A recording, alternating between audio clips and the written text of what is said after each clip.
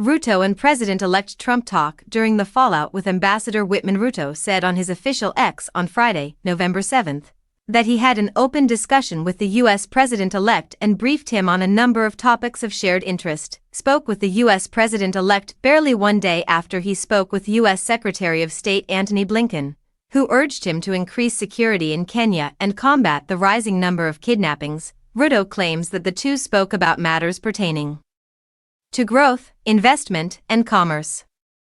Ruto also took advantage of the occasion to formally congratulate Trump on his win. Spoke with Donald Trump, the U.S. President-elect, over the phone.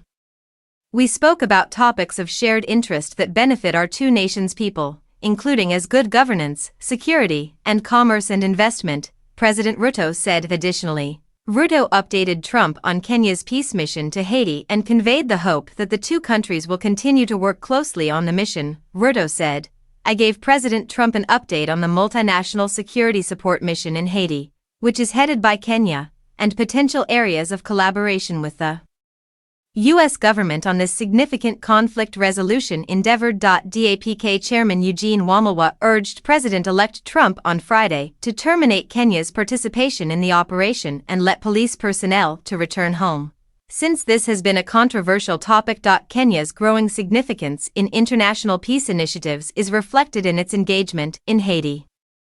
In order to address the violence and instability in the Caribbean country, Kenya deployed a peacekeeping force with UN help, and Ruto summoned Trump to discuss possible areas of cooperation. Trump, a Republican, defeated Democratic Vice President Kamala Harris last week to win the election and make a dramatic comeback to the White House after 4 years out of office. The leaders reaffirmed their commitment to strengthening economic and security cooperation, especially as Kenya looks to increase trade and draw in more U.S. investment. During the call, which strengthened the long-standing relations between the U.S. and Kenya, the U.S. Secretary of State stressed the need for complete accountability for security personnel allegedly engaged in forcefully putting down demonstrations earlier this year and the continued kidnappings in a conversation with Secretary Blinken on Thursday. After the Gen Z demonstrations brought attention to the need for leaders to be accountable, he urged Ruto to keep involving Kenyan young in policy issues.